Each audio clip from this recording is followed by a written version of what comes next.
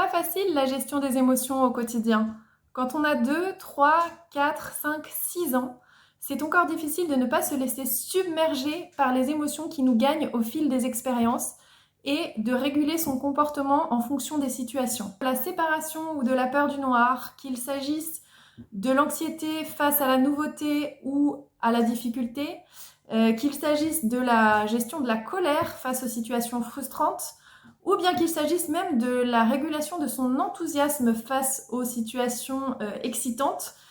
L'accueil et la découverte et la gestion de toutes ces émotions se fait principalement sur les temps du quotidien, à la maison ou à l'école. Il y a de nombreux jeux que l'on peut faire avec les enfants pour les aider à réguler leurs réactions émotionnelles ainsi que les comportements qui y sont associés.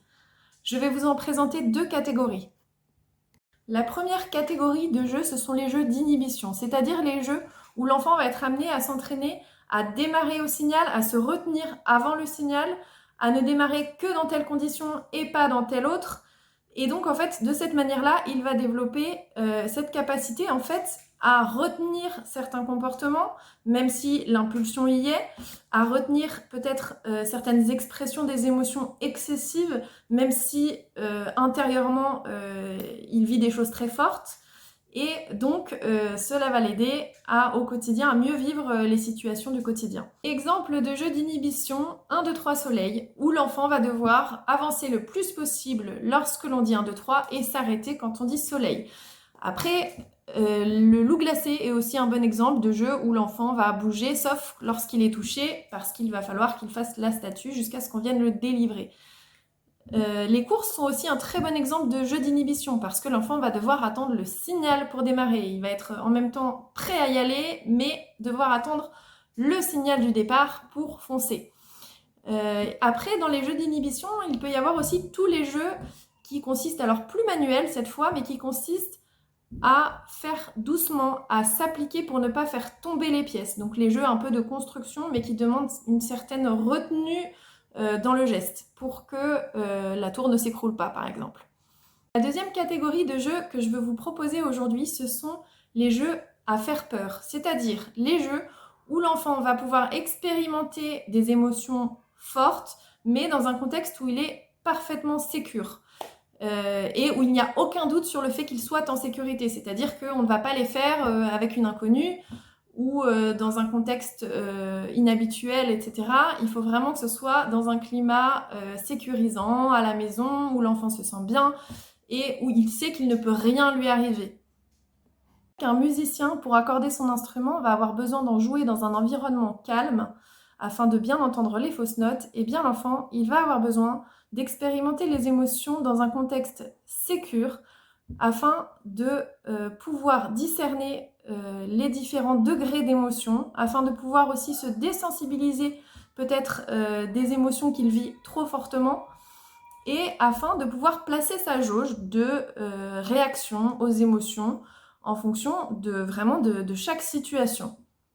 C'est en ce sens que les jeux à faire peur sont vraiment intéressants à faire avec eux à la maison et indispensables dès le plus jeune âge d'ailleurs. Alors, qu'est-ce que j'entends par jeu à faire peur ? Dans les jeux à faire peur, vous allez trouver les jeux, bien sûr, de poursuite, où on se court après, où on va s'attraper. Il y a les jeux aussi où on se cache et où on surprend l'autre. Alors, pour des plus petits, on se cache, mais on montre qu'on est en train de se cacher. Comme ça, l'enfant ne sera pas surpris complètement, mais il va s'approcher de manière amusée en se disant « je sais qu'elle est là ». Les jeux à faire peur, c'est aussi quand on joue à faire semblant de se croquer ou à faire semblant de se battre, ou ça va être également les jeux où on choisit des personnages, où on va dire moi je suis le gros crocodile ou je suis la sorcière. Ces jeux à faire peur, ils sont vraiment à adapter à l'état émotionnel de l'enfant. Le but, c'est que l'enfant soit amusé, soit content, mais qu'il ait quelques frissons, quelques sursauts, mais que ce soit un peu comme les sensations fortes sur un manège, ça fait des sensations, mais c'est agréable. Il ne faut pas que ça devienne désagréable. Si l'enfant a envie de pleurer, qu'il est au bord des larmes et qu'il dit arrête, c'est qu'on s'arrête. Après, ce qui est bien avec ces jeux-là, c'est que petit à petit, l'enfant va se désensibiliser et vous pourrez aller peut-être un petit peu plus loin de manière à ce que vraiment il prenne confiance et qu'ils vivent les émotions peut-être un peu moins fortement au quotidien. Comme on parle de gestion des émotions et de peur, je partage avec vous un sujet qui me tient vraiment à cœur, les écrans.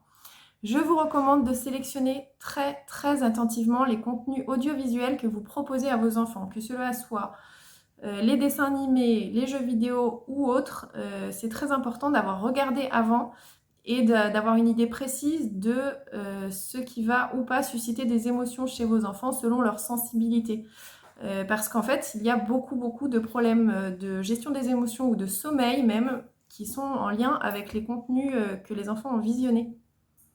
Après vous avoir proposé tous ces petits jeux pour travailler la gestion des émotions à la maison, je vous encourage vivement à partir à la découverte de mon livre CD Bougeotte Psychomote, dans lequel vous trouverez des histoires à bouger pour les enfants, dans lesquelles sont grandement sollicitées les capacités d'inhibition ainsi que de gestion des émotions.